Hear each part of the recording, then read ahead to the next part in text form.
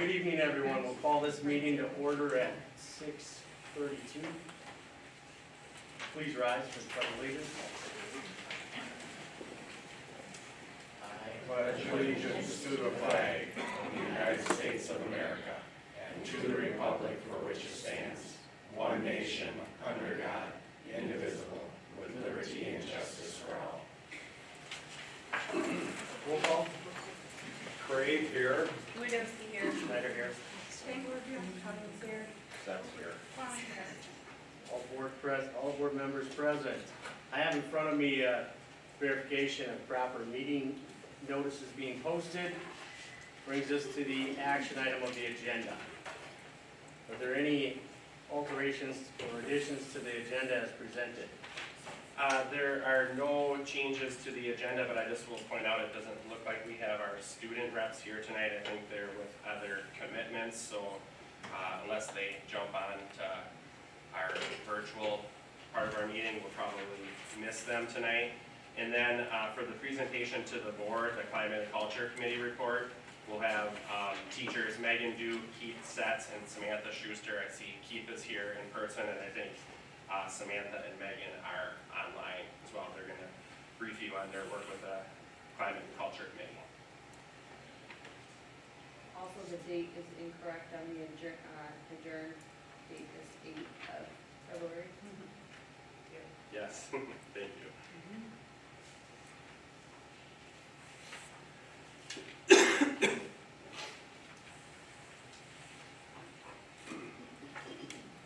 Okay. With those alterations, I'd be looking for a motion. I'll move to approve the agenda. I'm sorry, did you say? She got Okay. it. And a motion by Mr. Setz, seconded by Ms. Kwame, to approve the agenda as presented. All those in favor? Aye. Opposed? Motion carries on a 7-0 vote. Brings us down to the approval of previous meeting minutes. First, the meeting from January 9th in the open session. Any comments, board members? I so move for approval. I'll second. Got a motion by Mr. Craig, seconded by Ms. Stangler, to approve as presented. All those in favor? Aye. Opposed?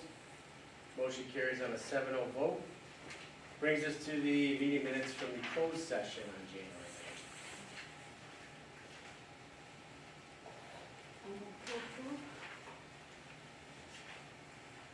I'll second the motion. Okay, got a motion on the floor by Ms. Stangler, seconded by Mr. Craig, to approve as presented. All those in favor? Aye. Opposed? Motion carries on a 7-0 vote. Assuming, well, we will move directly to the presentation of the board on the Climate and Culture Committee report. Mr. Setz, you have the floor. Yeah, and if you want, I'll just give a brief background, Keith, and then we'll turn it over to you.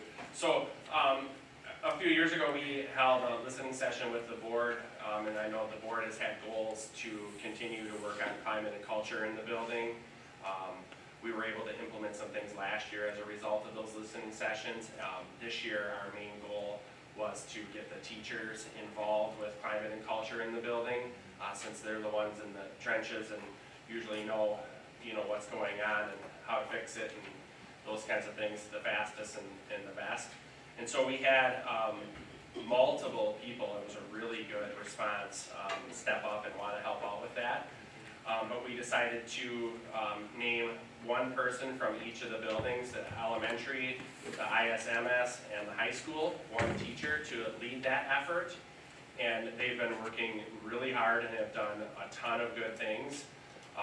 And I regret that we're just being able to share that with you now, but they'll take some time this evening and share what they've been working on and what their efforts have been going towards to this point. So, Keith, if you want to start. Sure. Just to talk a little bit with what's happening with the high school results from our survey here. Generally, staff climate with the high school is usually it's very, very good.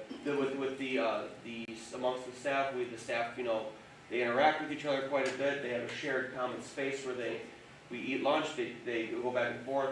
So between the staff, the climate is actually really good, and the majority of them pretty happy with what's going on. The thing that I guess things that are causing maybe some distress with the staff or some maybe things like this is, one thing we're trying to work on continuously is trying to get a little bit more engagement or involvement from our parents, and that sometimes our students get a little bit more with what's happening in the classrooms at the high school. So we're trying to develop some sessions or some things like that where we have maybe it's like how to access Skyward or something like those, and those are kind of the main concerns that are coming forward, where we're trying to get a little bit more, I guess, engagement publicly with our parents and students with what's happening as well. And like I said, we don't have any like actual concrete solutions to that yet, but like I said, we just kind of got the data. We're kind of looking forward to addressing that kind of issue with those things. I don't know if I have a lot of answers yet, because like I said, we're still going through these problems, but I will try to take some questions or anything if anyone wants to ask some questions with what's happening with the high school with the staff climate information. Any questions, board members? Talk about Skyward, and are you trying to get more parents to use it, or don't they use it, or? Well, Skyward's one of the main tools that we have for checking progress for students in classes, like mainly checking grades and things like that. So we're trying to get more access into checking that a little bit sooner before things that can get a little too late, as opposed to, you know, all of a sudden it's the end of the quarter or midterm and all of a sudden we got grades like this. I mean, our teachers are doing a good job communicating that out as well. We're continuously doing that. But sometimes we can get a little bit, but with sometimes 150 kids, it's tough to get around all. It would be a little bit more help or checking with that, I think would go a long way. But so that's kind of what we're trying to promote, trying to get those connections or those community ties a little bit stronger with the school here. Do we keep statistics as a district as to how many parents have a Skyward and how often they're active on it? Well, they all have one. I believe we can run a report to see when the last time each of them has logged in. Yeah. So yeah, we could get that data.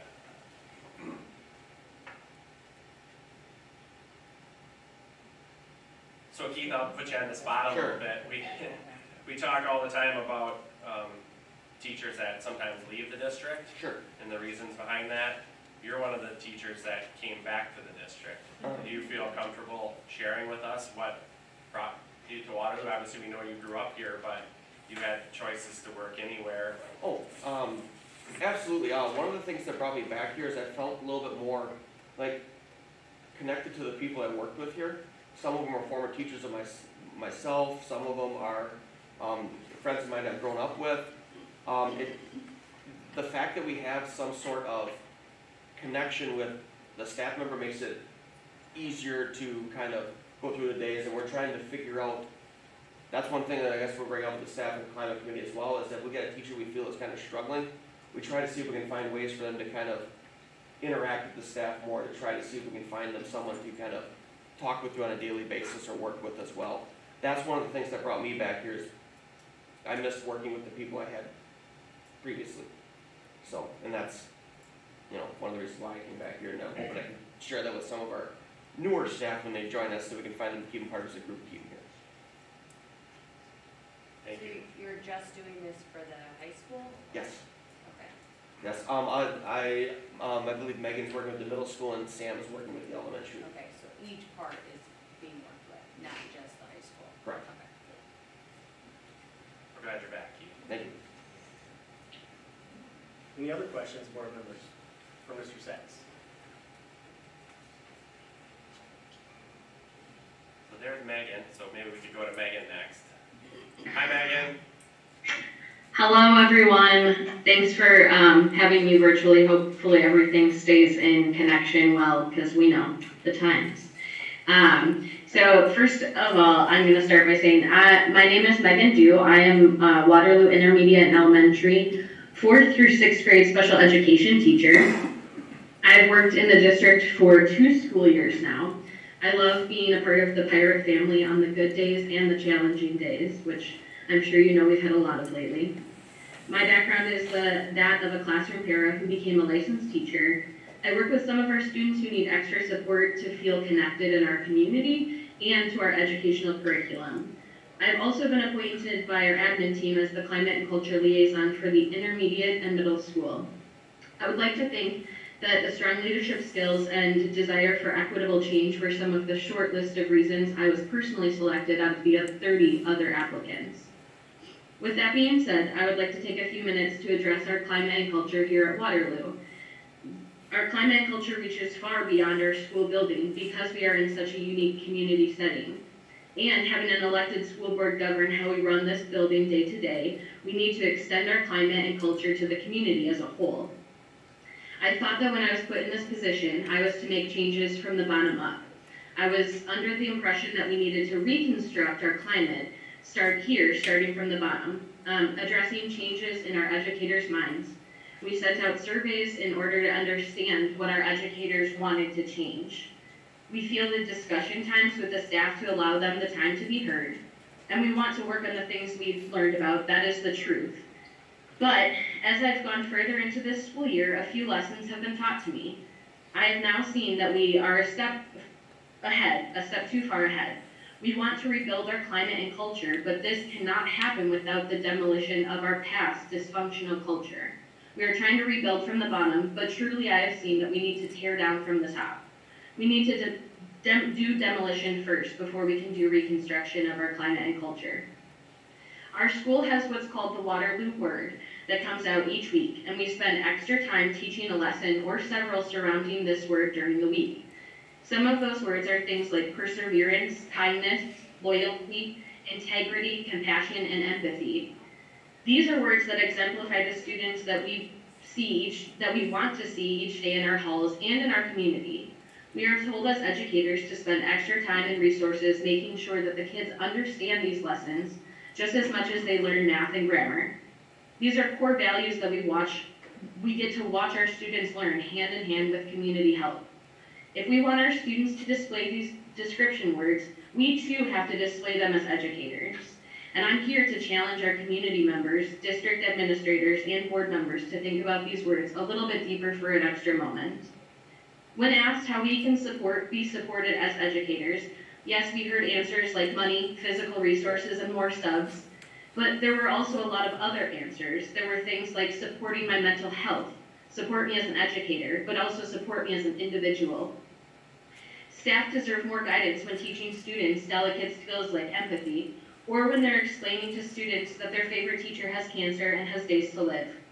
The culture in a place changes when we have safe spaces to feel like a family, to feel like a community. How can we be expected to teach empathy when some of our administrators and board members are not showing us exactly what that means? I saw a glaring example of the problem with our climate and culture in this community this weekend. The example came when I was mourning the loss of my co-teacher, my friend, my mentor. I heard of her compassion. We spent over an hour this weekend at a celebration of her life. It was a beautiful tribute of Ronnie, who was an educator and a pillar in this community, this family of pirates. Several speakers, myself included, took a few minutes to talk about Mrs. Jekyll's authenticity and commitment to the education of the children of Waterloo. She was the para and became a teacher, just like me. She had devoted 19 years of working here, and all of the students will tell you that she was their favorite teacher. But the sad thing was that there was only a handful of our pirate community there. Not a single admin member could take an hour out of their Saturday to hear the wonderful stories and lessons Ronnie Jekyll had to share with us. Not one board member was there. I could be wrong, because I'm not super familiar with all the board members by face. But if you couldn't have been there to celebrate Ronnie, you could have been there to support a team of educators who lost someone very special to them. That's how we change our climate and culture. We can learn to embody these Waterloo words. We can work together to teach these lessons and skills that our young learners deserve to know. I invite the board members to spend more time in our classrooms, volunteer at lunchtime or recess, get to know these wonderful kids and educators. There is a large need for subs and extra support in our classrooms, reading to students or volunteering for an art project. Our admin team can strive to support more when we see the term "no sub available" on our daily sub list. Our community members can get their sub-licenses or para-licenses. There are a lot of ways that we can make changes here at Waterloo. But the question is, are we ready for the hard work on demolition and rebuilding? Thank you. Are there any questions, board members?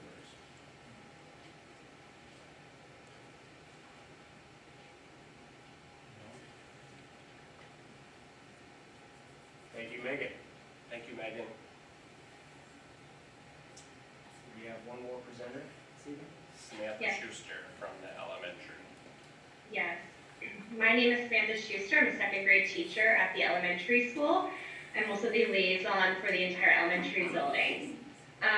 Very quickly, just going over, Megan had mentioned a survey that we had done with our staff and faculty.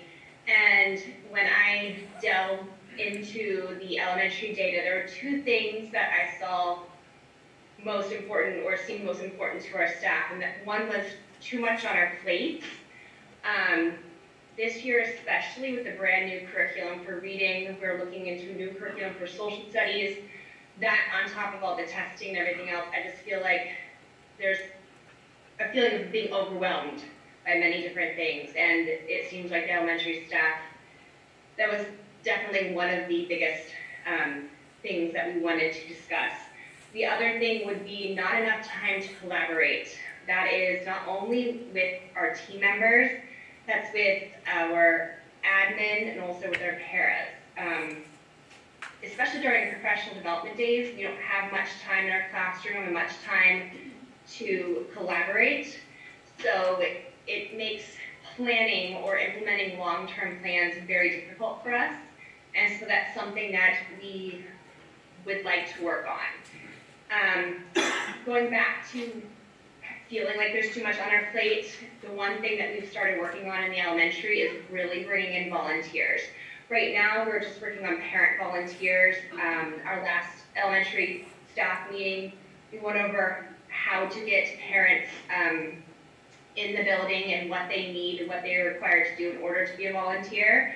We're hoping our volunteers will help us work with students, maybe one-on-one, whether it's reading to them, working on phonemic awareness or math skills, even making copies for us, cutting things out, because a lot of those things take a lot of time, and with very little prep or time outside of school, it would really help if we could have parents or other community members help us in that way. I mean, one of our teachers presented what she has parents do at our meeting.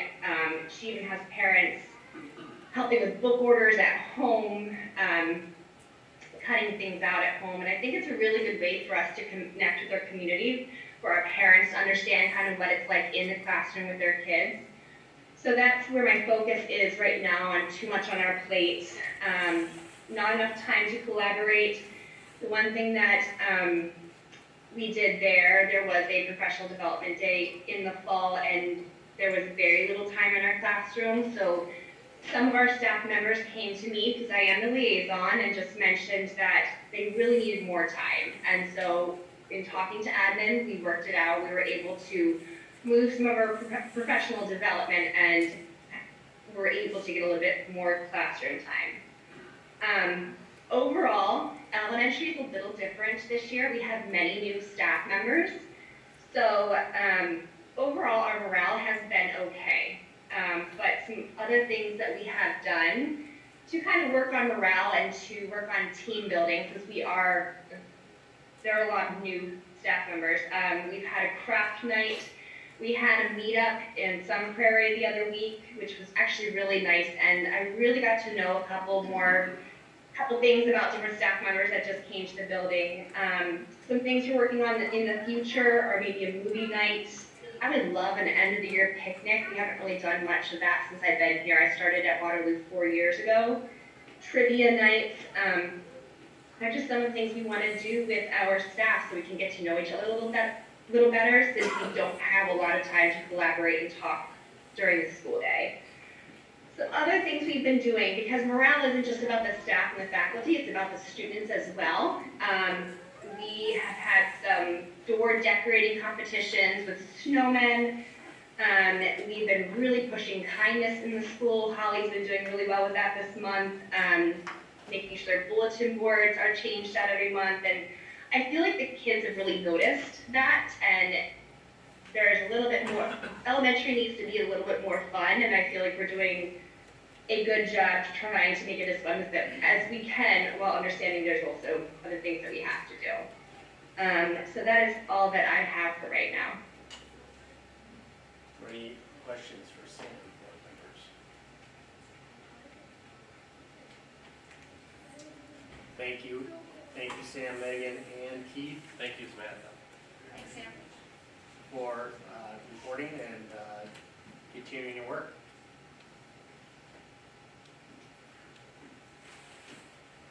So I'm not aware of student representative for board reports. As Mr. Henny said, they may not be available. I cannot see if someone logged on. Is there a Cal or Maddie attending? They're not able to make it yet. Okay. We'll move on. Brings us to administrative reports. Mr. Bartelt, regarding scheduling, gearing up for high school. You have the floor, sir. Yeah, I'll just give a little update with where we're at the high school with scheduling for next school year. We kicked off a couple weeks ago with a gearing up for high school night in the high school, where we had welcomed 68 8th graders and their families. Probably about 90% of the families showed up. We had a really good turnout with that. We went through some expectations. Our teachers put together a PowerPoint to talk about their department and their classes, what they have to offer.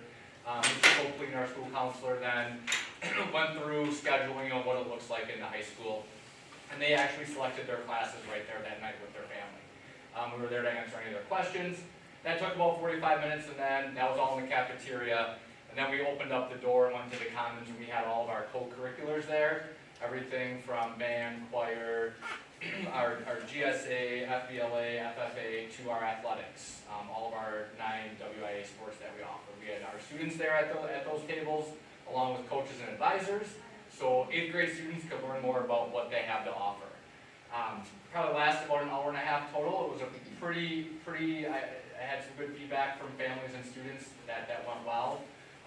We built on it from last year by adding that co-curricular piece after the presentation. So that was kind of kicked off our scheduling, and then after that, Mr. Copley met with all 9th, 10th, and 11th graders in small groups, anywhere from 5 to 10 students, to go through what their wish list of classes are for this next school year. So we went through another little presentation of what's required, what's electives, and he finished that last week. Today I was able to run reports of what students picked, what sections we will be looking at. I started meeting with departments today and after school today, so we're just starting that piece now. Some exciting things is we'll be offering our forensic science class next year, which was new, our health science class, and then military history is what a couple of the new classes we'll be teaching next school year.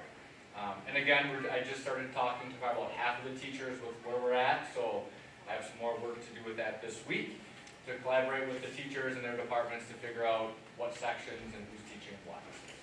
So that's an update from the high school with scheduling. I'll probably have it hopefully finalized by the end of this month with what we all need to offer for our kids. Any questions for Mr. Bartelt? Thank you. Thank you.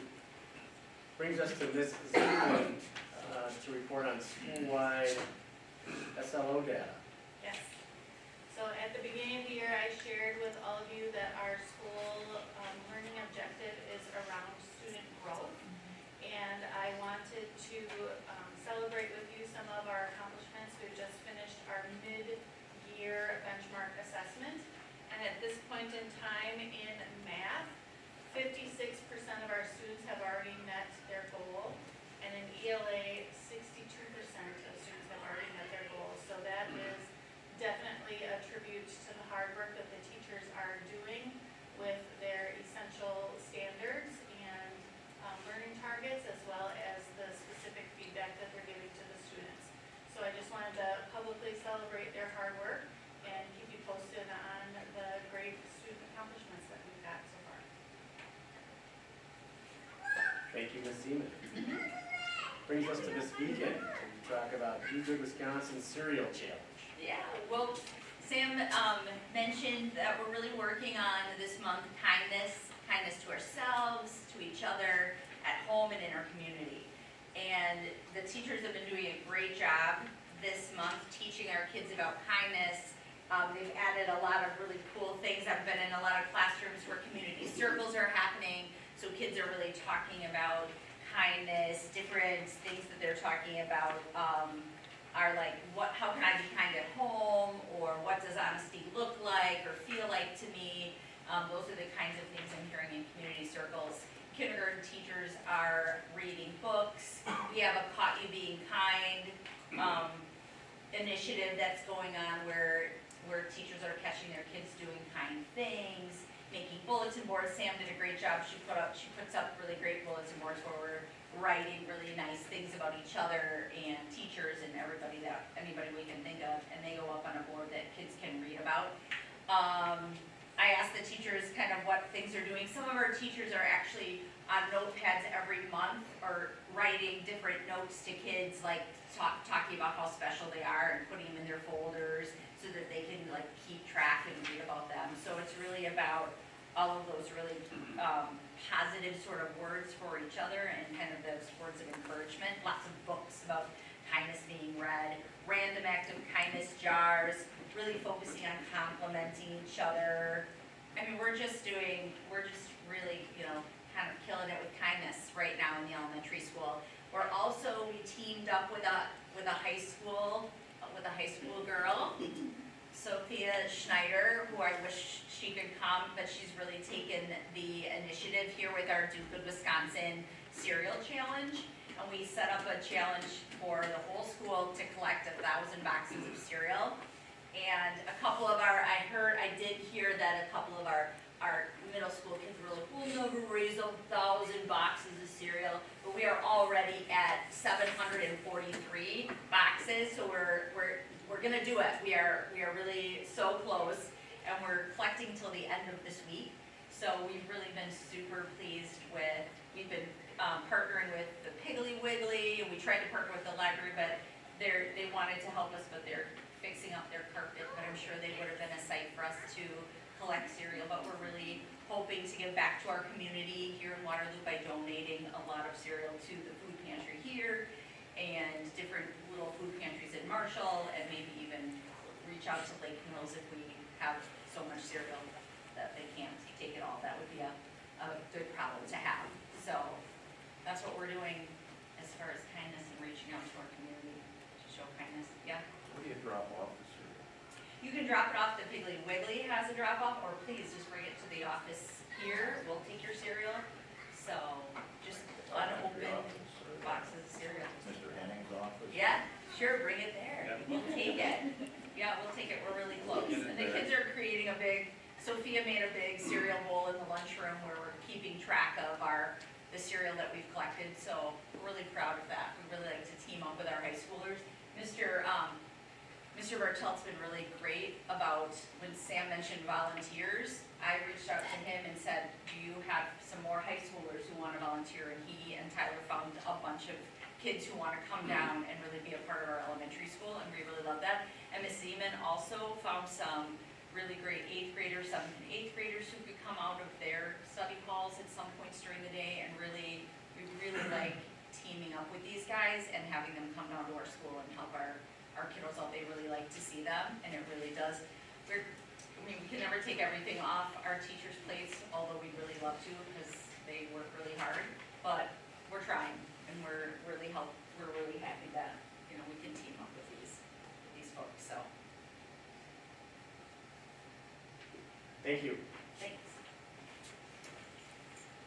Brings us to Mrs. Armentrout to speak Yeah. on McKinney-Vento Families and Transition Program / Guidelines. Good evening. Well, it's been a while since I brought you some reading material, so I like to bring that to the table. This year, Waterloo is in a compliance year where we're sort of analyzing our McKinney-Vento processes and procedures, so that gave us a really nice opportunity to analyze what we do. Every school district in Wisconsin needs to have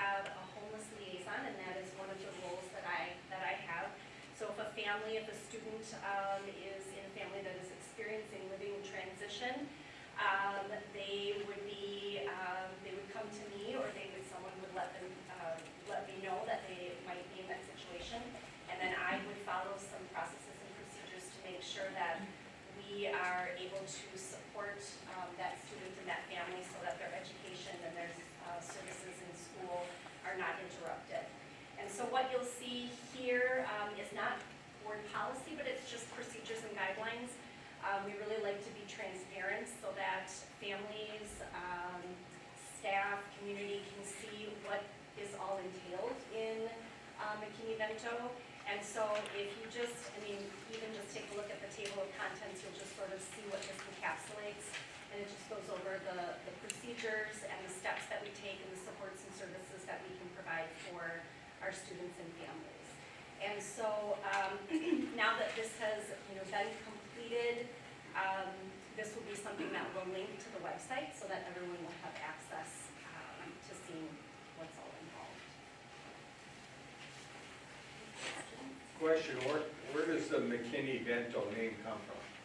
You know what, that's a really good question. Brian, you know that one? I don't know if I do. I would say, Mr. or Mrs. or Ms. McKinney-Vento. Probably the people that sponsored the legislation to support it, I'm guessing, Yeah. but, yeah, I don't know that story. That's a good one. And this is a Wisconsin program, not a federal program, or Wisconsin recommendations. I think McKinney-Vento's a federal program, but DPI, Wisconsin DPI is the one that's gonna check compliance for us. Right. Yeah, and so basically what that entailed is there's 8 different categories, and then I go through and put evidence of all of the things that the district does, and then about a 90-minute phone call with DPI, which I had last week, and they went through all of the pieces that we have in place, and then we go from there. Well, I read this as thoroughly as anything, and granted, there's repetition eventually, but it's really quite a program, and I was really impressed with the scope of this. So, Good. thanks for taking this one on too. Absolutely. I have a question. Yeah, What, just estimated, what percentage of our student population has to participate in this program? So, I've only been involved for a year and a half, and I would say when I first joined, we had maybe a dozen students participating, because sometimes, you have multiple students in a family. This year, the numbers have gone down quite a bit, and so we're much lower this year, which is great news. So historically, I'm not sure about accurate percentages, but Yeah, I would say historically, we fluctuate between 0 and a dozen kids. Yeah, and like Michelle said, a lot of times when there's a dozen kids, that's like 2 families, right? So. any other questions? Thank you. Thank you. Brings us to Ms. Gould to speak on the pupil count. Hi, I want to give you guys the results of our January 13th pupil count. We had 708 kids present, 42 absent, which brought us to our head count of 750. We have 67 kids open enrolled in and 86 open enrolled out, which brought us to our final adjusted head count of 769. Just 12 more than last head count in September, but that's, we had some kids move, and that's with our migrant population, that's pretty standard. Any questions? Board members? All right, thanks. Thanks, Susie. Brings us to Mr. Henning, to talk on fund aid utilization. Yep, so when you arrived tonight, you should have had 2 additional handouts in front of you. One is the pool and fitness center data The other one being talking points for the Pool and Fitness Center director position. So we have been getting a lot of questions about the Pool and Fitness Center and Fund 80 and the director position and all those sorts of things. So I thought it would be a good idea to put together sort of a historical record of, you know, what that position has looked like, what it's been compensated at, what kind of revenue does that department bring in, what are some of the programs being offered, and so forth. So as you can see, we've gone back, we are on our third director in about 8 years, all the way back to Pat Shellen, who served for us for a number of years, and then Aaron Erickson for a couple of years, and then Janessa most recently. So I think if you look at the data moving from left to right, you know, the left numbers indicate salary, with the next column being benefits, and then the subtotal for salary and benefits, so that you have that data in front of you.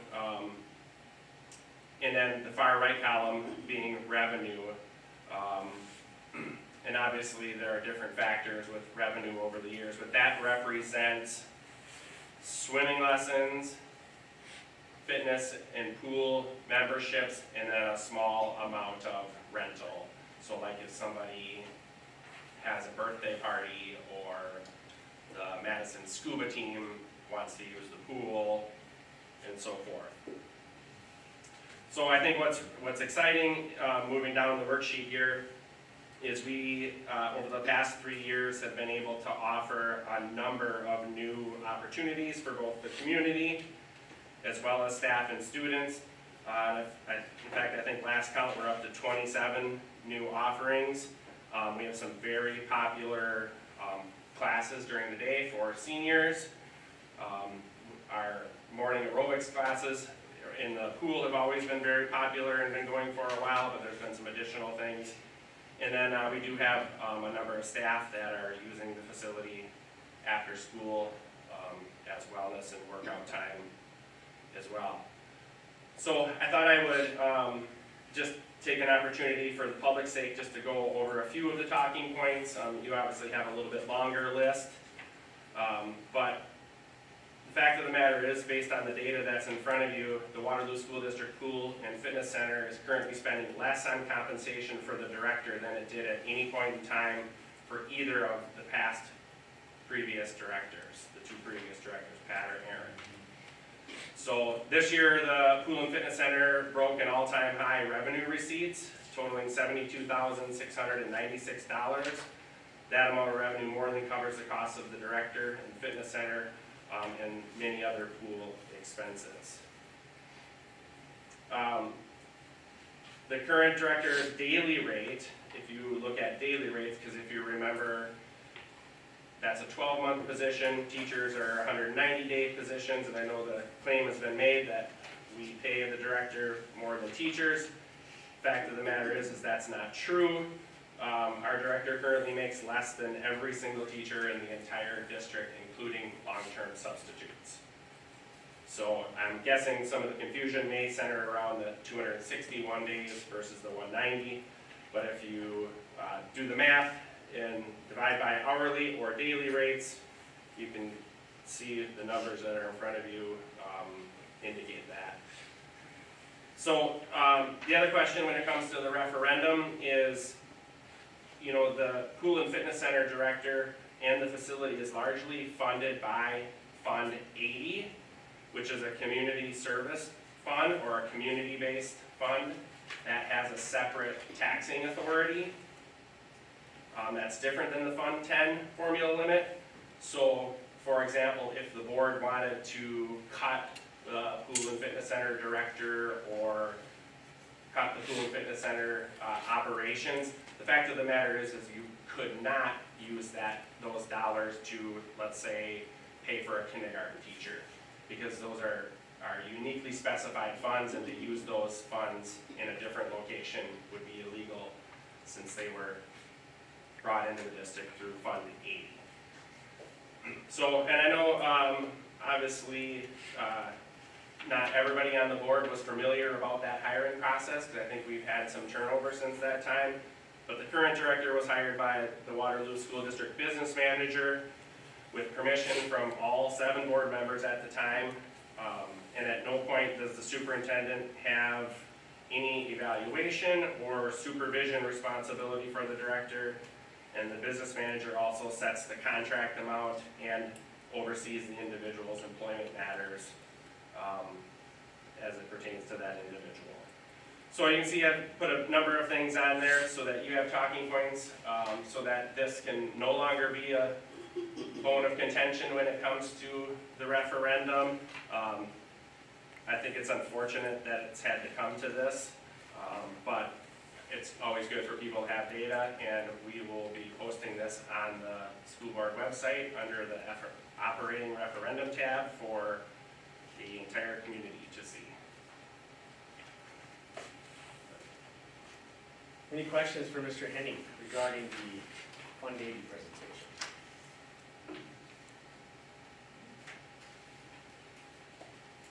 Hearing none, we'll move on. Thank you, Mr. Henning, and thank you everyone for administrative reporting this evening. Brings us to the approval of bills and vouchers. Please note that we have 2 months on here, December 31st and January 31st. Are there any outstanding questions that were not answered prior to this meeting that you wish to have addressed at this point?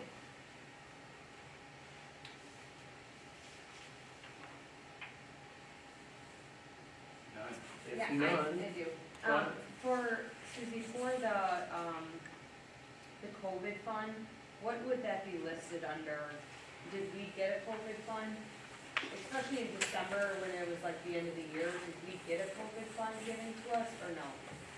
Guess I'm not quite sure what funding you're talking about. Yeah, what do you mean when you say COVID fund? I mean, the ESSER fund? Yeah. Wait, what would you say? ESSER funding? ESSER? Yeah. We already have that funding, we're just claiming on it Okay. as we go, so. Okay, Yeah. so it's not gonna be a line item on there Only when specifying. it's received. Okay, and if you don't mind me asking, how much did we get for that? Do we know? I can't remember off the top of my We head. have it all on the website under Yeah, the referendum tab. Yeah. Okay. So, if you go on there, it'll show everything we've spent to date on ESSER 1, ESSER 2, and ESSER 3. Okay. We do still have, some ESSER 3 dollars that are yet to spend this year. So we'll be updating that as we spend those. Usually we don't do the claims on those until like the end of the year in June. Like Okay. quarterly. Will we spend all of it this year, or will we try to save a tiny bit for next year? We'll have some carryover for next year. We'll have a little bit for next Okay. year, but Yeah. That was it. a grand total, I would say, I'm just trying to remember off the top of my head, so please don't quote me on it, but Close.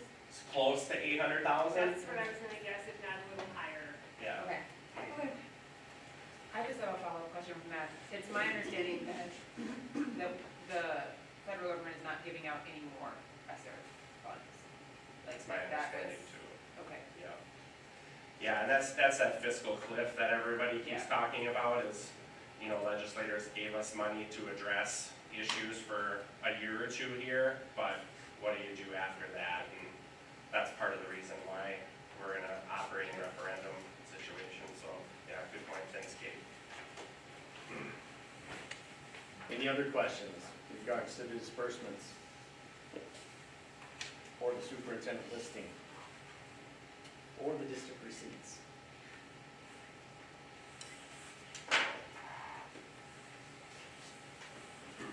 I'll approve the bills and vouchers report. Okay, can I get you to clarify that motion, Jim? Are you looking to approve both months at Yes. once? Yes. Okay, I will second that motion. okay, I've got a motion on the floor by Mr. Seth, seconded by Mr. Crave to approve both the December 31st and January 31st superintendent's listing of the disbursements and the school district receipts. All those, it'll be a roll call vote. Crave, yes. Lewandowski, yes. Schneider, yes. Yes. Cummings, yes. Yes. Yes. Motion carries on a 7-0 vote. Brings us to legislative updates. Any legislative updates board members or Mr. Superintendent would like to share?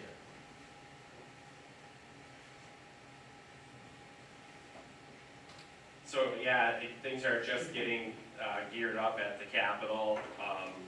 Obviously, the governor has rolled out his ideas for the next budget biennium. The Joint Finance Committee, I think, will have other ideas about that. So we'll see how they go back and forth to get us to a budget biennium. You know, one of the things that I always talk about when we get to these budget biennium years is part of it is trying to advocate for more funding for schools, but some of it is also having them make up their mind what it's going to be before we get to the fall and have to start the school year not knowing what it's going to be. And so, you know, if you're having those conversations with legislators, you know, certainly advocate for public schools and the funding that we need to properly serve students in those schools, but also to get the deal done and give us enough time to react to whatever it's going to be. Because as you know, when they decide to make cuts or freezes like they've done for many years in a row now, then it sends school boards and administrators reeling to try to deal with that at the last second in the fall. So, but there is a number of different bills on there that they're considering. One of them that I thought was very interesting is, and I think Governor Evers is the one that's proposing it, is some more flexibility to hire retired teachers, which we have a number of retired people that work for us, but they're limited on hours and when they can work. They would love to work more, but they can't because the law doesn't let them, and so therefore we often go with shortages of subs or shortages of teachers when we have very qualified people, very wonderful people that would love to work but can't. So we certainly would love to see some more flexibility with that rehired annuitants rules that are out there. Thank you, Mr. Henning. Brings us to announcements. Do you have any announcements, Mr. Henning? I am not. I would just like to take a moment, I know it was brought up previously in a presentation, but to express our gratitude for our teacher that has passed, Mr. Ani Jacob. I want to thank her for her contributions, and we are certainly sorry for the loss to Mrs. Jacob's family. I was able to attend the service early on Saturday, and I know I saw a number of administrators, etc., but that's not the point.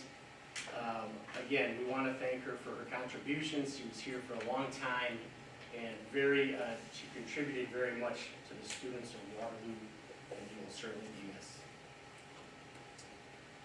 Takes us to our public input.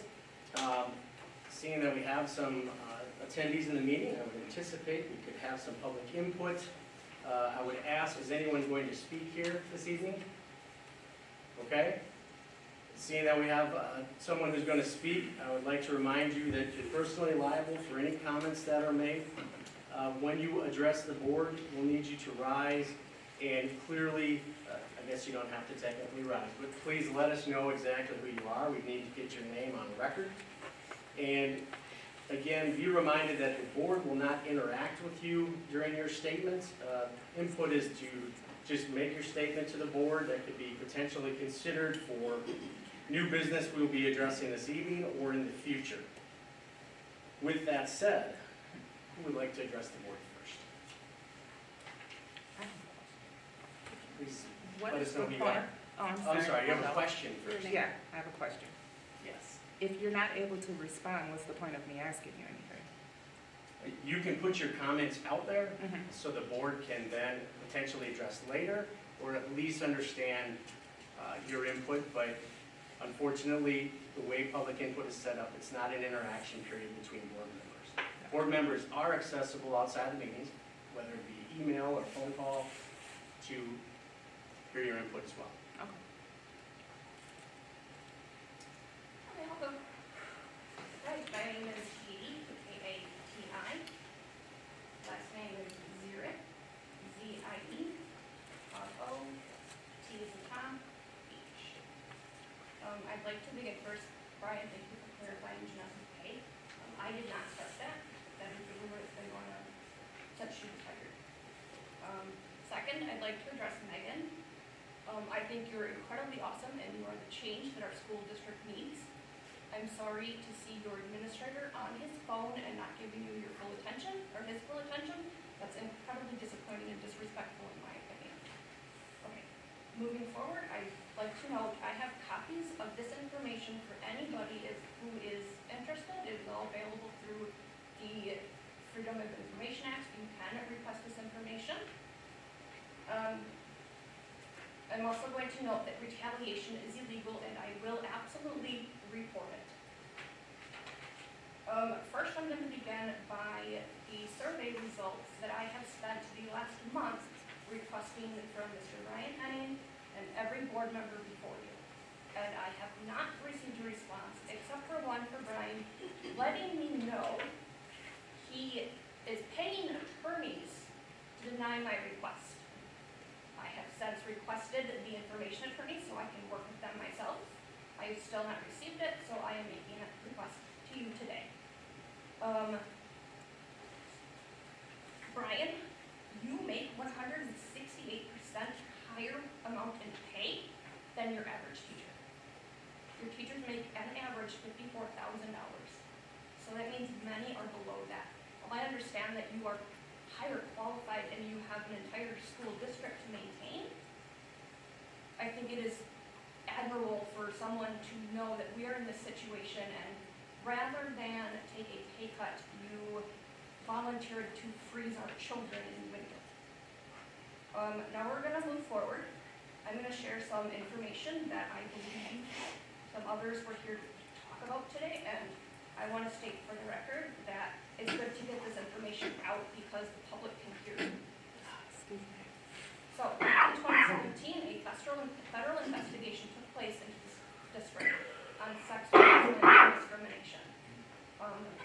The investigation took place for several months. A male student attempted to rape another male student in the bathroom, and the school district for months did not respond. With months within the investigation, Brian admitted to creating a sexually hostile environment and went through a series... That's incorrect. That is grossly incorrect. And I'm just going to remind you that personnel matters are not going to be discussed tonight. So if you're going to start naming staff members and accusations equity, then you're not going to be allowed during public comment. Anybody would like the results of the federal investigation? They are in my hand. Word for word, printed from the Department of Education website. Send copies to all the board and the administration. I have. A second investigation is underway for, again, sexual discrimination, and I fear that this one is going to shutter our school completely. It's been ongoing for a year. I have proof of that as well. Our LGBTQ+ students were told not to apparently wear pride items to school and were continued to be assaulted and bullied, and apparently they all left, but their instigators are still here. Now I'm just going to go through a really quick, let's not forget that we should have a race discrimination claim being investigated. That's not on me, but I hope it comes. And second, you do have a third one on your way for disability discrimination. So now let's do a really quick rundown of what has happened within the last few years. Let's start with the ignored reports of racism, even with evidence provided to the school district.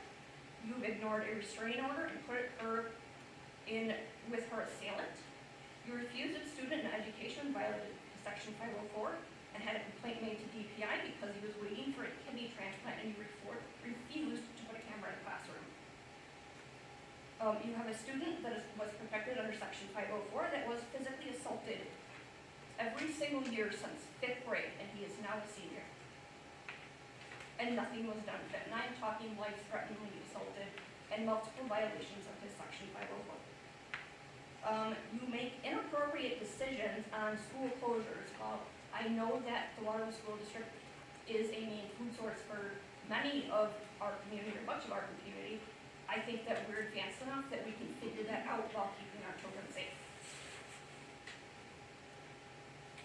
I can go on, there's so much that I know that it makes me afraid of what I don't know. I do want to end this by saying, Brian, I don't think you're a bad person. We've had many positive interactions together, and I believe we made changes to the school to make it a safer place for everybody, and we came together in a time of need and made changes to benefit this community. I appreciate your positive interactions that you have with the students. You're often their biggest cheerleader, and I actually do see that. Your ability to keep calm is rather impressive, like you just displayed now. This has to be a struggle. I just don't believe that you are right for our district, or that you believe that you need further training. Anybody listening, I encourage all of you to record request the survey results. I am not here to call anybody out. It is simply to make the school district a safer and welcoming place for every single person that walks within the doors. And we don't have that right now, and I believe your teacher confirmed that. Thank you. Thank you. Is there anyone else who would wish to address the board this evening? I just have a question for Brian. As far as the policy change that we've been emailing back and forth, when is that going to be addressed in the meeting? Yep, that's in the new business item. It's item K under the student handbooks. Okay. Yep. Is there anyone else who would like to address the board this evening?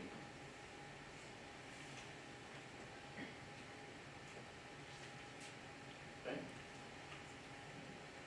Hearing none, we will move forward. Gets us into new business. Action item A.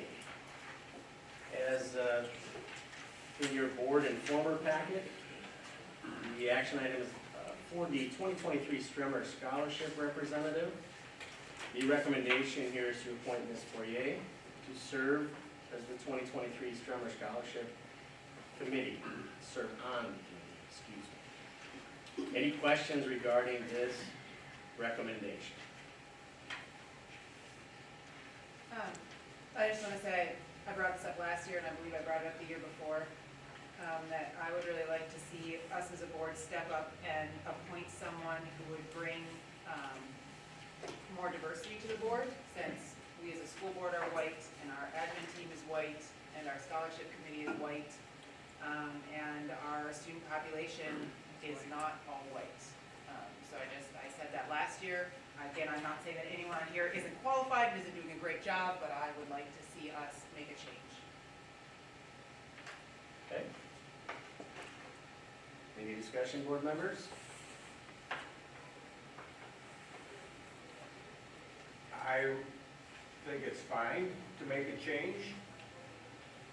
I need qualified recommendations then for such a position.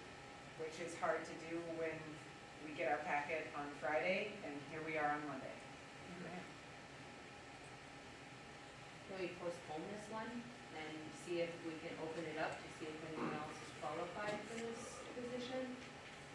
Sure. Yep. So can we put something out there that makes it known that we're looking for this in the community? Absolutely. Yeah, and I can also,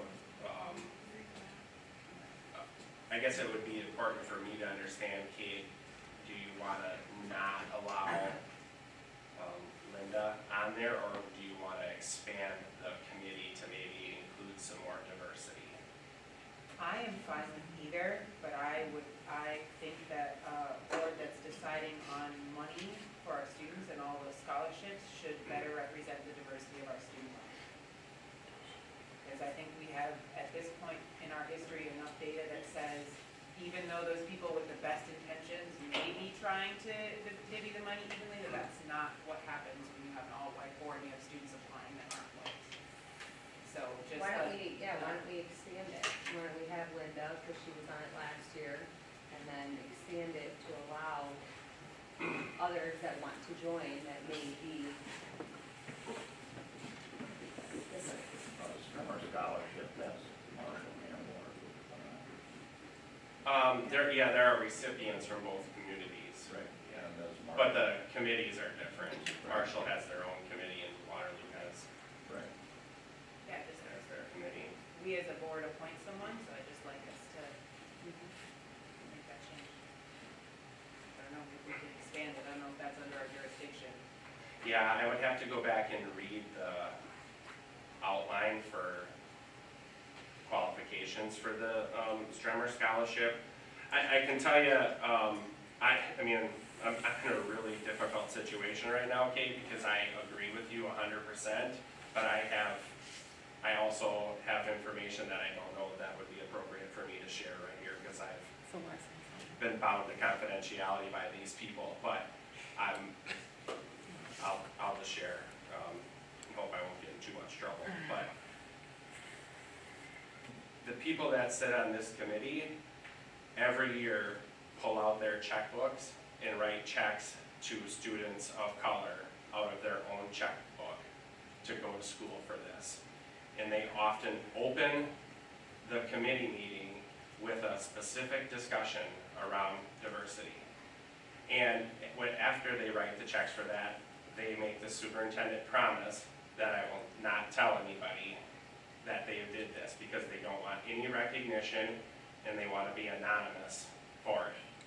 So if you ask me to take Linda off the committee, while I understand where your heart is and your heart is in a good place, I think it would have the exact opposite effect that you want it to have. So I hear what you're saying, but like, we can't just continue with only, we just can't, we can't. And so if expanding the committee is the way to go, fine, but like, I hear what you're saying, but that just to me is another, like, that's just another reason why we as white people need to stay in control. I hear you, and that's amazing, but like, someone has to make a change, and we have a choice to make a change. Yeah, so I will go back and read the Strummer Scholarship outline for who sits on that committee, but why don't I give up my seat to our family and consumer, our family engagement coordinator, who is a person of color that represents the district, because we have to have a representative from the district, and that person is a person of color, and also a recent graduate of the district, and then we would have that representation on the committee.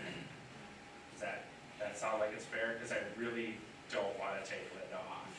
I mean, we can take Linda off, and that's certainly within your authority, but you're going to do less good for kids by taking her off. So there's three Waterloo people? Three Waterloo people that are allowed on the board from Waterloo, and then three from Marshall, is that what it is? I used to be on the committee, it was myself, Linda, and I know, Yeah, and then there's, and then Bill Campbell was on it. yeah, usually somebody from the bank, and then another scholarship committee person. Brian, I think that, to me, that, and we're a board, so, but to me, that sounds really awesome. Thank you. Would you be willing to, like, could we postpone this and you could see if that person is interested and then get back to us? Sure, yeah, I mean, we can assign her, but let's ask her if she's interested, and let's do that. Yeah. If this doesn't work for, if it comes to the next meeting, that's a quick enough decision. I know we are getting down to the awards, our time frame here.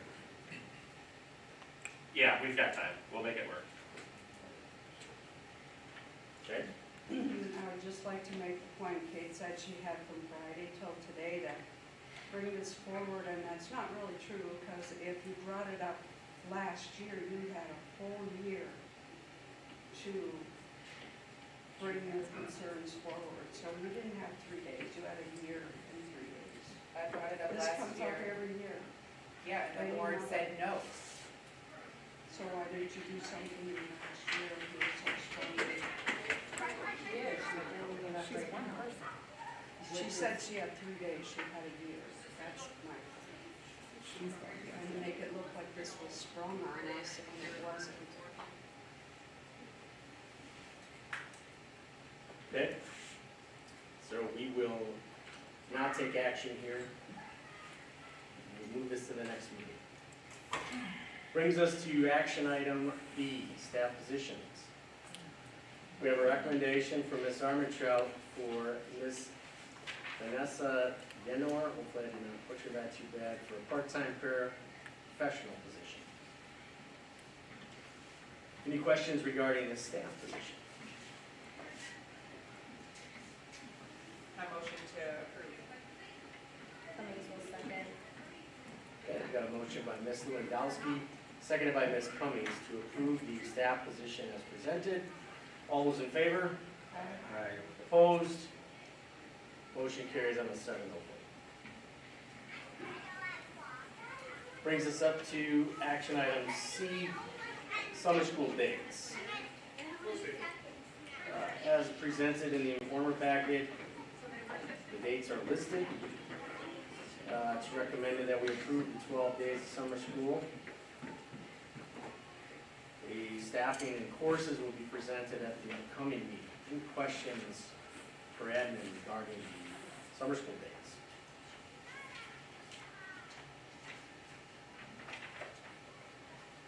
I'll move to approve the summer school dates. Second. Okay, got a motion by Mr. Seth, seconded by Ms. Stangler to approve the summer school dates as presented. I do have a question. Are the migrant summer school dates different than this? We are not sure if we will be hosting migrant summer school again this year, so they can't run at the same time as regular summer school, so if we run it, it will be at different times, perhaps different dates. Okay. So last year we ran regular summer school in the morning and then migrant That's summer what I school thought. in the so I afternoon. wasn't- That probably would be the preferable plan, but we're Okay. still waiting to see if we get that grant. Okay, thank you. Any other discussion before the vote? All those in favor? Opposed? Motion carries on the 7th vote. Brings us to action item D, the 2023-24 and 2024-25 calendars. We have multiple handouts in your packets. The chair of the committee has put together the requested calendar. Are there any questions for admin regarding the calendar?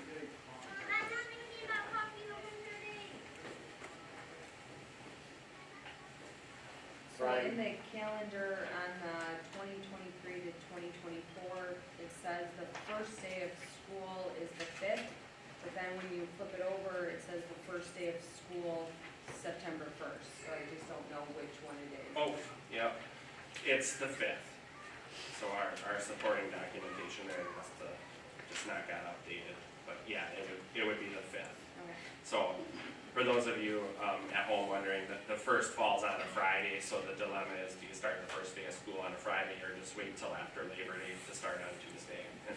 And that's what the staff came up with, is just wait till Tuesday the 5th to start.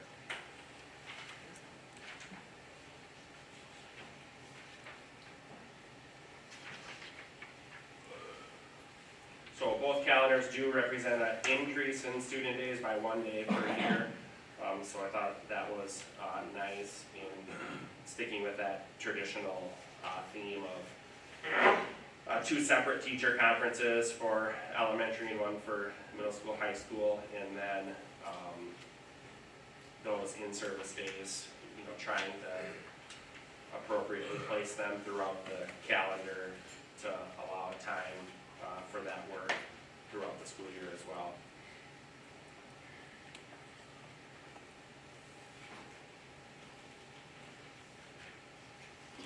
Board member questions? I'll move to approve the calendars as presented. Fine, will second. Okay, we got a motion on the floor by Mr. Seth, seconded by Ms. Kwame, to approve both calendars as presented. All those in favor? Aye. Opposed? Motion carries on the 7 vote.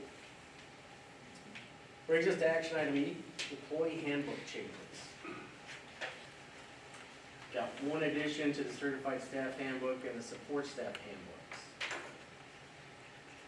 Yeah, and this is really nothing different than what we've been doing, but we never really had this spelled out in the handbooks. And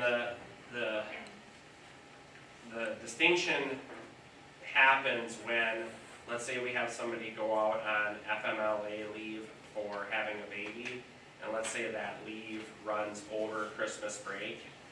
Well, the law technically allows you to count, work days as part of the leave, but we've never really done that here. We always just count contract days. So since the days in between Christmas and New Year's are not work days for teachers, then we don't count those as part of their FMLA leave. So for example, if somebody was going out for 6 weeks and it happened to be over Christmas and New Year's, then they could, make that 7. They could grant a total of 7 weeks. And so it's just clarification on how we count it. It's a benefit to the employee, in my opinion. We're just making sure that that's in writing, so when they go looking for how it's determined, they can find it. Thank you, Mr. Henning. Questions, board members?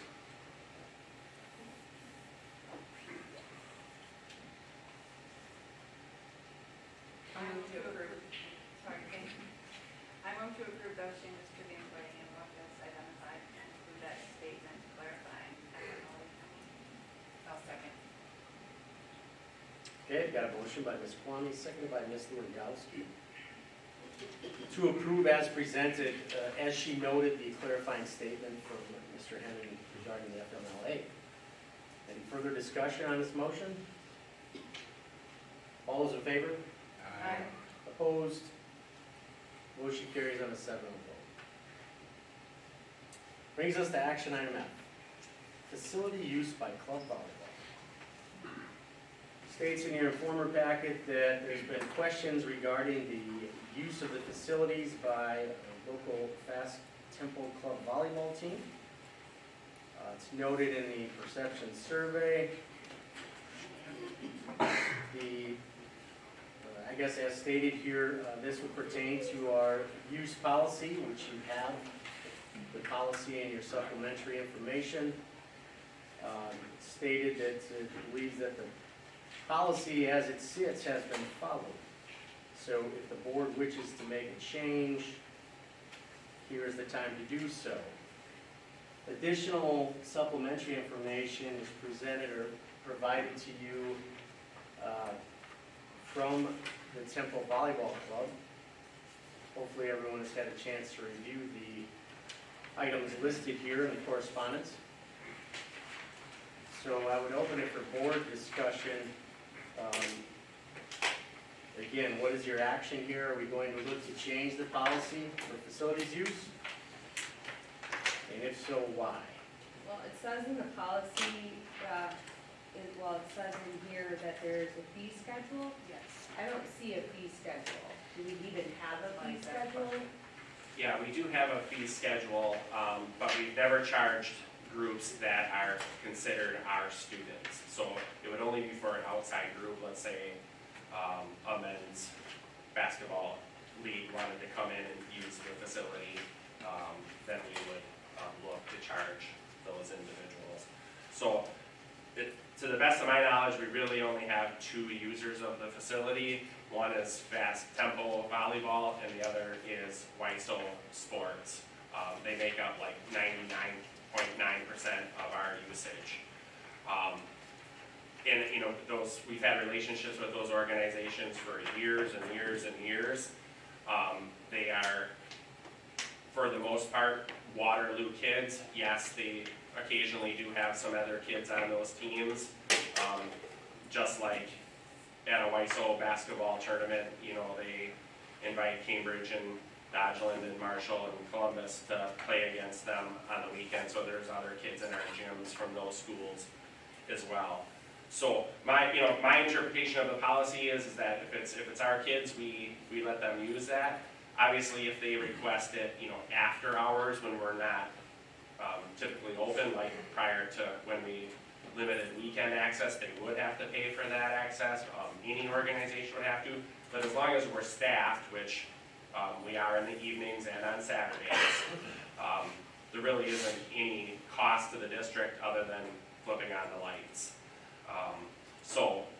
So yeah, we certainly can look at changing fees and not letting groups use it for free. That's something the board, may have to consider in our discussions about how we make ends meet here and operating referendums and stuff, but, I personally don't think that we need to charge, fast tempo volleyball for their usage of the building as long as it remains Waterloo students, but that's, the board sets policy, so if you want me to do something different, you gotta change the policy. Does WISO pay anything? They do not. They don't, because the word on the street is that they pay for janitorial services, and they do that. On Sundays. On Sundays, okay. Yeah. I just wanted to clarify that, because that's. Yeah, if there was some reason, we typically have one custodian here on Saturdays. So like if we would need 2 custodians, then they would pay for the extra. So basically the philosophy is if you cost us money by us having to add extra staff or open the building when we're not open, we charge you what it costs for us to add that extra staff and expenses. So. Very, very few invoices have gone out for usage this year. Yeah, have those typically been Sundays or? All Sundays. Yeah. Yeah. And of course, now we're in a situation where we're not allowing anybody on Sunday, so. And in her email, it was stated that she has given over $2,700 in money and equipment back to the school in the last 13 months. Yeah, probably, you can ask Christy, probably tens of thousands of dollars over the years, right? Well, Temple is only, a couple years old, but Fast Temple is older, so Yeah, in that yeah. respect, yes. But, we appreciate very much, as I put in the letter, the ability to use the school, and we don't, like I said, at the end of this season, if we have any money left, we tend not to have a whole lot, because we really try to go skin, in bones, so that kids can pay as least as possible, and, but we would like to make a donation back at the end of our season as well. So what do you use your money for? Is it basically just tournaments or? Like the uniforms is a huge expense. Coaches, when they travel, you're traveling and staying an entire day, 8 hours of time. Those coaches do have to undergo training to be in a sanctioned club. As I put in there, so they're putting in a great amount of time getting trained in safe sports, impact training, referee training, all that type of stuff. So it would go towards that. But then we've also, volleyballs are very expensive. One volleyball can be $45. So we buy volleyballs and then donate them at the end of our season for the high school teams to use. So that's part of that money there that I'm talking about.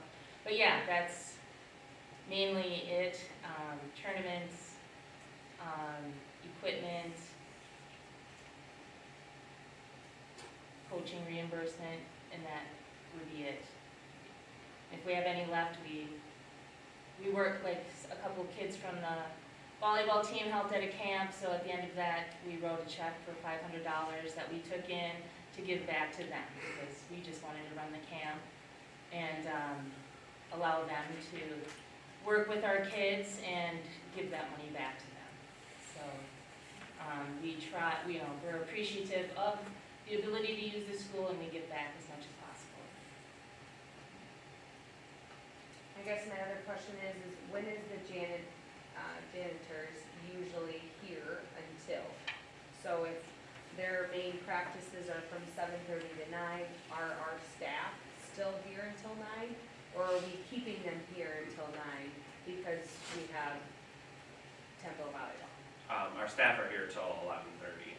At night? Yeah. So it's not like we're adding anything, yes, electricity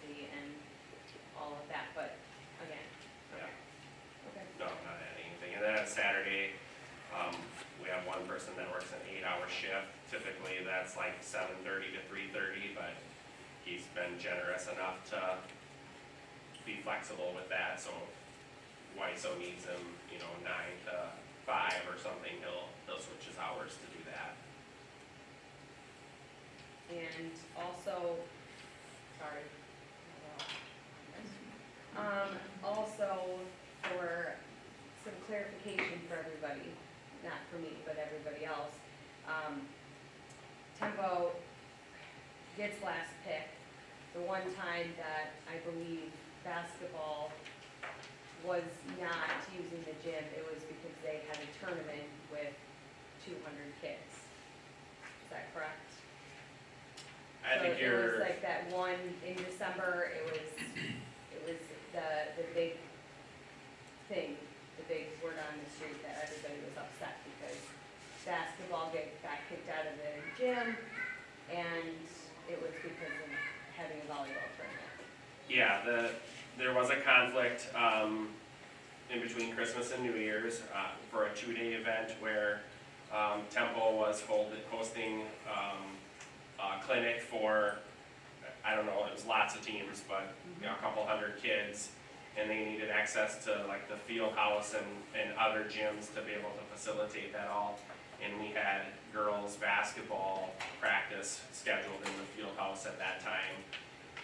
So in order to allow them to run their clinic, we bumped girls basketball to the high school, the old high school gym, which I know is not ideal because they want to practice on their game court, although they're playing the senior game in the old gym now, so that's a different story.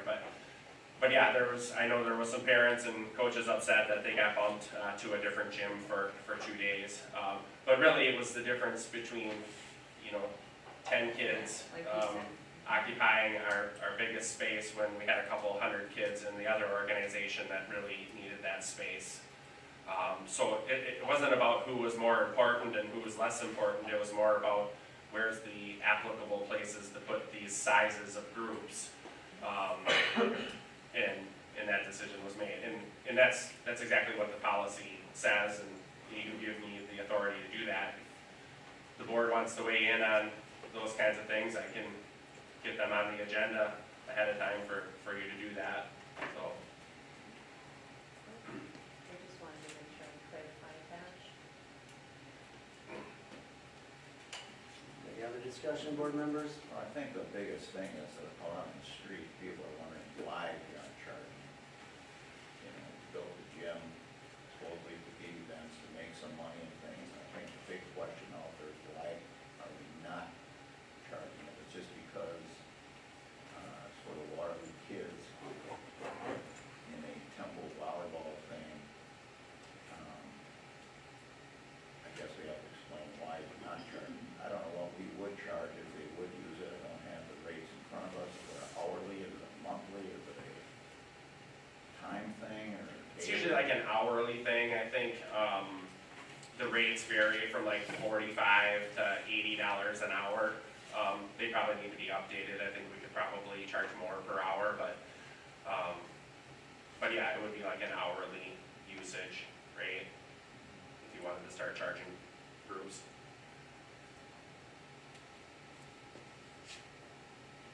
So to me, and I also spoke with WASB council, knowing that this is going to be on the agenda. The policy, if it was going to be changed, has to be applied unilaterally, which speaks to the fact that it will be any club. Yeah, we can't just pick and. You can't pick and choose, which I like this club in Waterloo, I don't like that one. It would have to be applied unilaterally, or the school is wide open for legal recourse. So if we're gonna charge one, we're gonna charge them all. And I believe how it's written for the administration to administer is we've stated consistently throughout that Waterloo kids, we built the gym, we built the facilities for Waterloo kids, and that's why we're making them available. So I see no reason to change what we're currently doing. I don't know, and I welcome any other board member to, if you see a reason that we should change, please. Maybe it's something that we review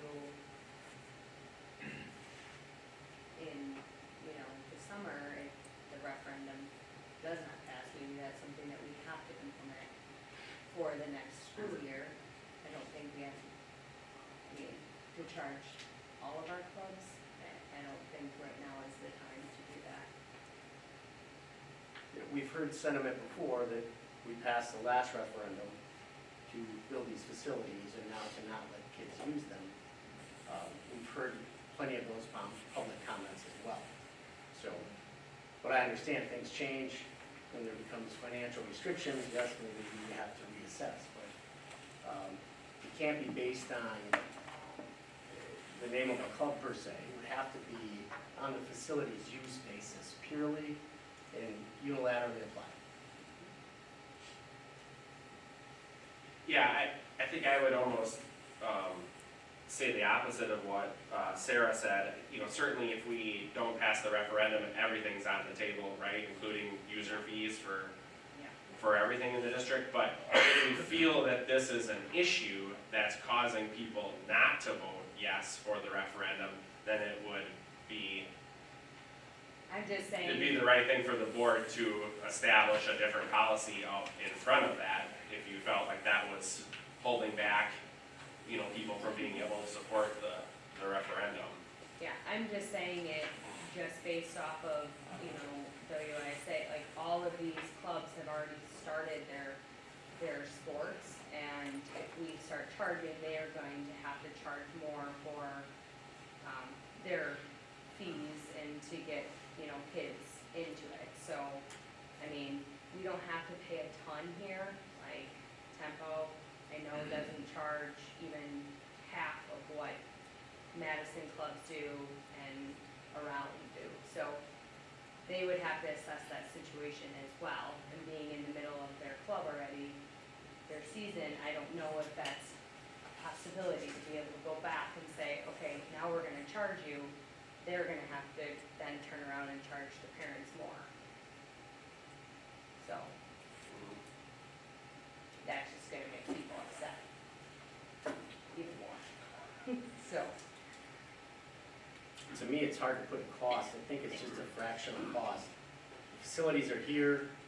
You have inherent costs in keeping the heat on, et cetera, but it's immeasurable what it provides for our kids to have an outlet to compete or get in a sport or be excited maybe about coming to school. So I don't think you can put a cost on that, unfortunately. I did hear Brian say though that maybe we want to reassess what our fee looks like, because we could probably charge more for outside groups. I agree with So I think that it's worth a look at what that fee schedule is, because it's not in our packet. And maybe looking at what some of the other facilities around us are charging for similar use of their space. It'd be nice to be in front of that rather than, we could be charging more, rather than wait until we're getting, We have a premium space, so. Yeah. Yeah, we do, I think it would be really good to update that. We do get very, very, very few requests from anyone other than those two groups. I think the only one that I can think of for this year is the Dodge County Fair fundraiser that's coming up. So I think we have one for the year. But, you know, it's a couple hours and. Yeah, we just track their hours and bill them at what the jet turned in. Right. Yeah, so they cover the cost, but we could look at establishing a fee that would generate revenue. Man, I do think it was a good idea though to clarify that if we did change the fees and charge, it would have to be all the clubs. So I do believe the people that are maybe upset that we aren't charging certain clubs, they may not be upset anymore, knowing that we could potentially charge their club if it changes. Again, in the best interest of the district in the legal setting, yes, it has to be unilaterally applied. That's right. Okay, thank you, that's it. So where does that leave us, board? I think we move on and take no action. Okay? And get the fee schedule updated. Yeah, it'd be nice to. Maybe at the next meeting, we can have that, so we can review that. We would ask that the fee schedule be brought to the next meeting, Mr. Henning, for review. We can get that added to the future agenda. Okay. And nothing will change. We will carry on as you have been. No changes to the policy, no limited use by club ball. Moving on, action item G, Start College Now applications. There's 2 applications presented. Any questions regarding the Start College Now applications for administration? I move to approve those 2 Start College Now applications. I'll second. Got a motion on the floor by Ms. Kwame, seconded by Ms. Stangler to approve as presented. All those in favor? Aye. Opposed? Motion carries on a 7-0 vote. Takes us to discussion, item H. District Administrator Evaluation. It's recommended we get some dates on the calendar to start this process. Is there any board members who would like to recommend dates to conduct the evaluation? Or start the process? On the day of the week, Wednesday. That's your preferred date? Is there anyone else that does not have a opening on Wednesdays? Not the preferred date, I'd like, because Yep. usually no school activities on Wednesday. Agreed.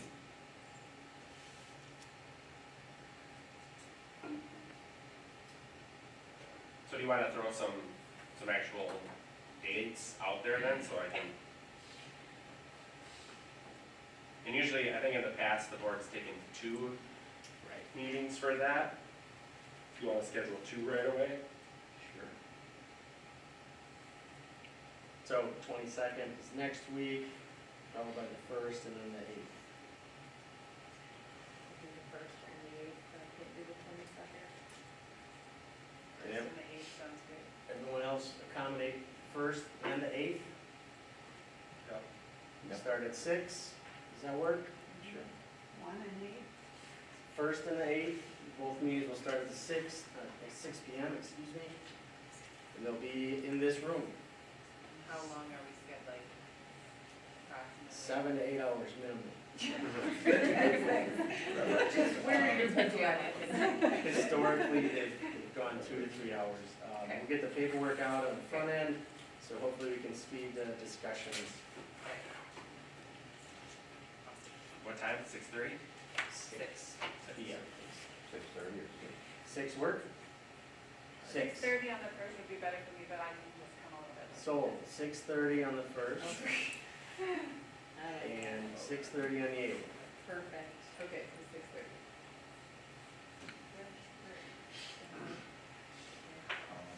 You have a format that you use for this? Yes, we get that distributed. Yeah, I'll send the template out for you to fill out. And then, I think, Matt, I think you had him bring it to the meeting, is that what you had him do? Yes. We've distributed, discussed a bit, and then bring your form to the meeting and share results. Okay, moving on, discussion item I, District Policy Services. So as we've expired with the WASB, Mr. Henny has contacted Neola to get some contract pricing. We have a policy review that has to happen.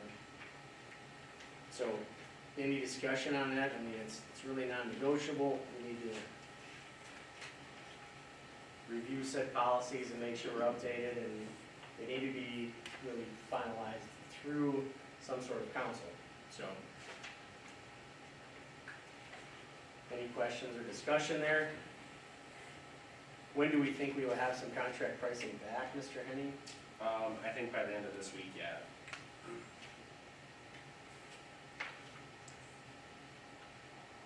Not to put Susie on the spot, did we put anything in our budget for that as far as legal services for the next budget? For this budget? Not with this one. Okay.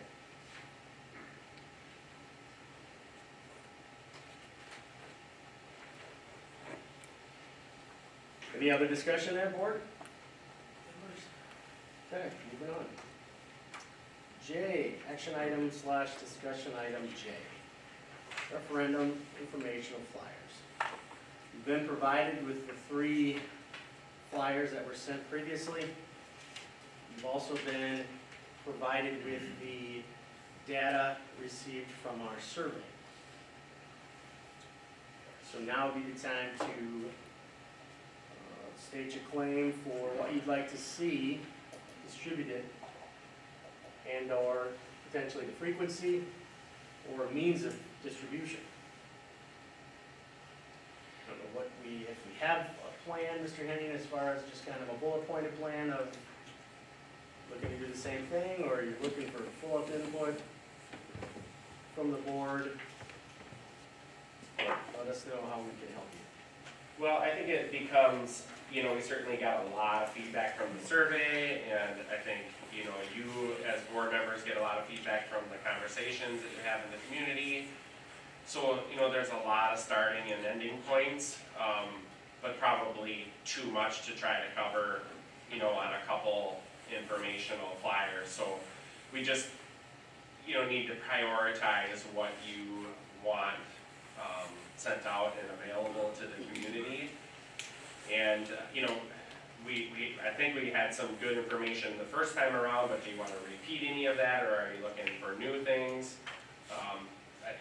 We're just looking for some guidance, what you'd like to see. And again, that could be thoughts that you've had, or stuff you got from the survey, or stuff you've seen other schools do, or. I think the tax impact is obviously, has to go on there.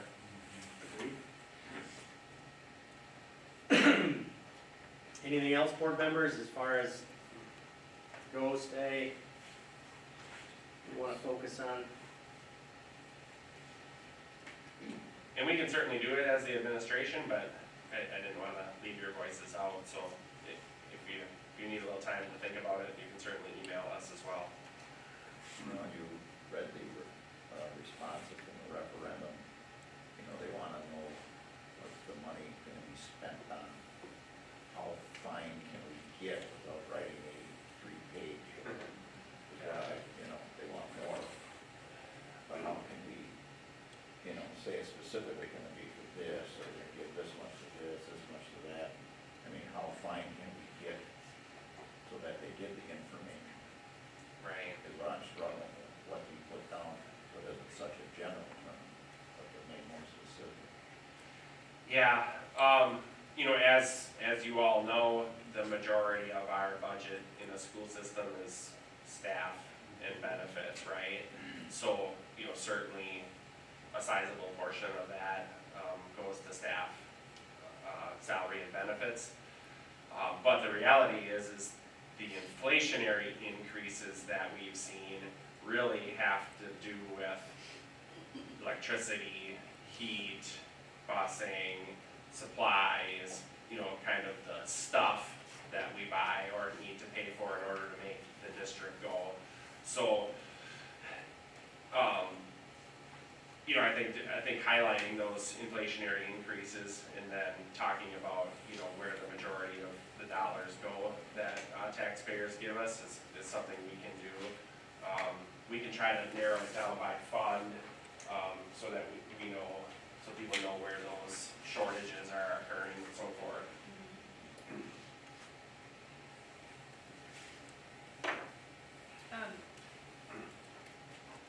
I guess my feedback is exactly what Jim said, and then when I get something like this in the mail, even if I support the cause or don't support the cause, this is just too much and too busy for me to even read. That's kind of I'm just gonna toss it in the garbage.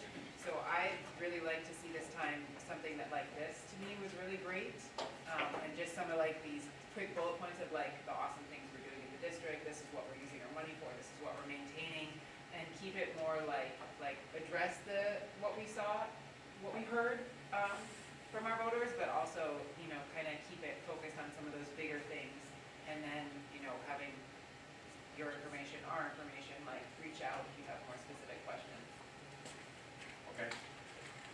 There's another school district, my brother-in-law, they're running for referendum, so he sent me their, thing, and it's on a website, and every information, everything going into detail on what the money is being spent for. And then it gives like a brochure like this size that says like, learn more, referendum info nights, and then it has 3 circles and gives those nights. And then it says coffee with Mark, which is the superintendent, Tuesdays at 9 a.m. And then it has 6 coffee cups. And it's 6 different dates that people can come in the morning and have coffee. Not saying you need to do that. But I'm saying like it's a little bit different too. And it's giving the details online for people to be able to look at every single detail that we want instead of these going out and spending money. Let's put the resources in, put it all online, and then have those nights that people can come in if they choose and do something maybe different like coffee. Or, you know, maybe we can partner with our coffee place up the street. What's their name? There you go. You know, just something different. I don't know. So, I liked it when I saw it, so that's why I was like, I wanted to mention it. Yeah, I think in order to catch the most amount of people, you have to offer the information in multiple different ways, and that's why, you know, I think the Courier did a nice job covering information for us. I thought the mailers, you know, reached a different crowd. Our social media stuff reached a crowd. Our website stuff is there for another crowd. So, yeah, just trying to hit all of those pieces so that, you know, however people get their information, they're able to do that. But yeah, I don't drink coffee, but I can host that. You can have tea or coffee. I can get some cheese. And you can get some cheese. There you go. Milk and Coffee cheese. Ah, you live in Wisconsin. Are we set on a certain number of mailers that'll go out in a month, or? What would you like to do? No, it's more of a question than. I think the more we have to convey a concise, consistent message, and I think the more often you can do that, the better, but at some point, when you email somebody 10 times, they goes to read before they read, so we have to keep the interest. The other thing is, since we're on our second go-around, literally, just clarifying the numbers, really clarifying, because there's still, I need 700, and now it's 590, and just making sure that that message is clear and concise.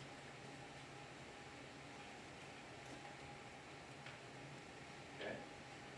And I don't know if we can really do that with a mailer, so like really go into that detail.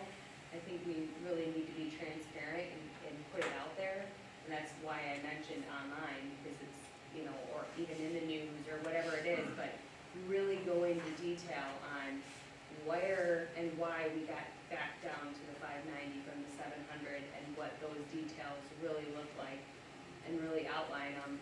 I mean, you know, and then you can put on your mailer, go online, you know, and give the website and be able to really have all that documentation right there. Yeah, I like the idea of putting on there like what the money's going to be spent for, because I have seen that with other districts. I just want everybody to know that, you know, if we do that, then I think that sort of also indicates that if we don't pass the referendum, then we won't have those things, right? So just be aware that.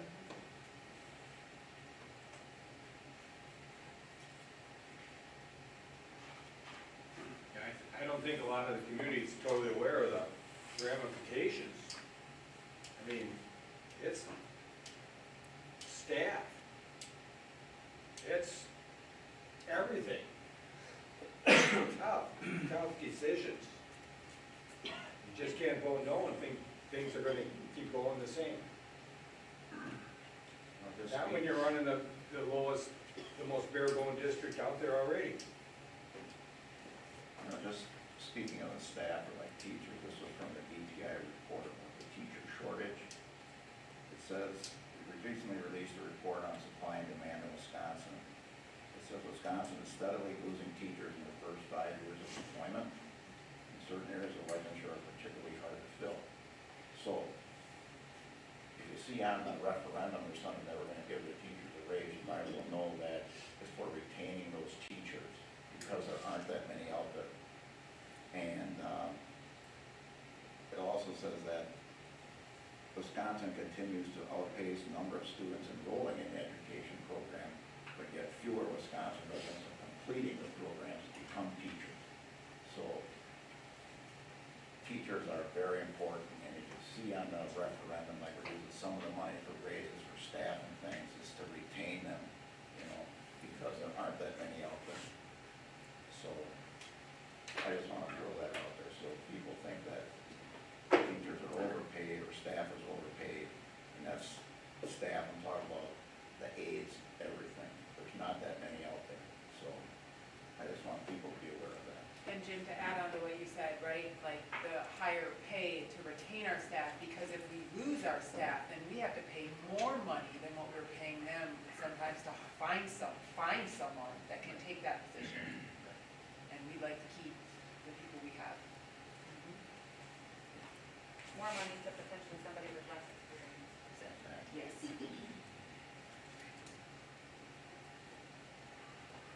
Any other comments, board members, or suggestions? Again, as Mr. Henning said, he's not walking out here and drinking coffee tomorrow morning, I guess, but, per se, but if you have other thoughts, please compile and send over to the admin. So, I'm not seeing a real action out of this, unless you need some sort of action, Mr. Henning, to proceed, but Yeah, I mean, if you're at home on the couch tonight and you think of something, just send me an email or tomorrow or next week or whatever, so we make sure we get everything on there that you want. all right. Any further discussion? Hearing none, we're moving on. Action item K, action/discussion, student handbooks. As stated in the board informer packet, the district has dealt with some student behavior issues related to racism. While the district has always taken a zero tolerance approach to race-related behavior, the administration would like to clarify for students and staff consequences for race-related behaviors. It's down here recommending that the board reaffirm their support of this consequential philosophy and that the handbooks be enforced to the fullest extent by principals when applicable. I guess what I left out is the administration finds itself addressing some race-related items, and behavior is, mandates a one-day suspension on the first offense. This language should clarify that all behavior of this nature will not be tolerated. I don't know if you would like to add commentary there, Mr. Henning? Yeah, so, Mrs. Davis, who is here tonight, her and I have been having some conversations even since we sent your board packet out to you.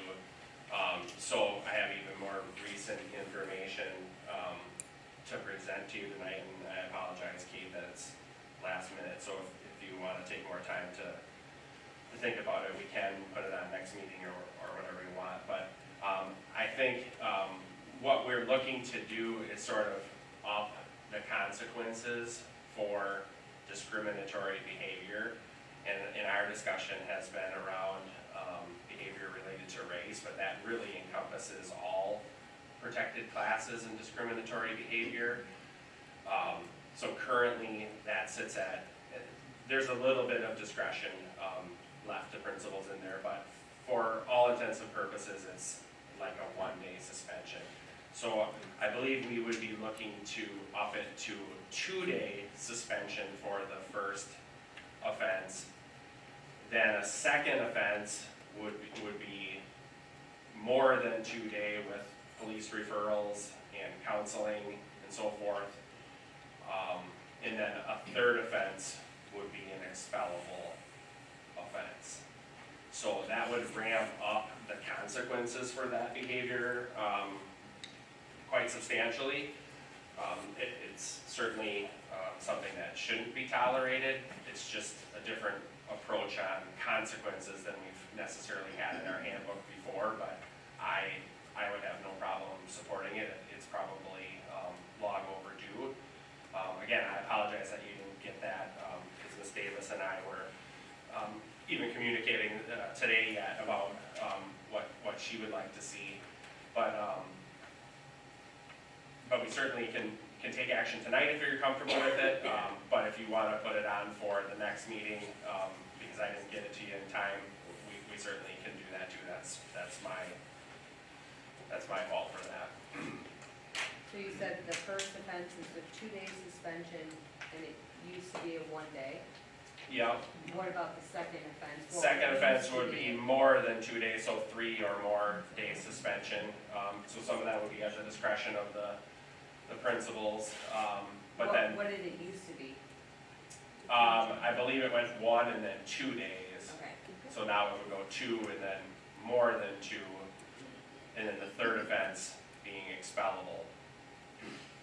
Did you say something earlier when you said the second offense, something about police referral? Yeah, at that point, I mean, and we could bring police in on the first offense also, but the second offense would certainly mandate that. As well as, other pieces like potentially counseling, et cetera. What page in the student handbook is this on? Because I was looking and I didn't see this exact piece. Not sure. Because it says That right off the top of my head, but.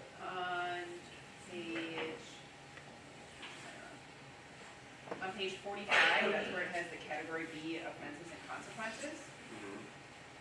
But they're all kind of listed together, right? All the way from cheating, that includes bullying, harassment, and then it ends with swearing at a staff member.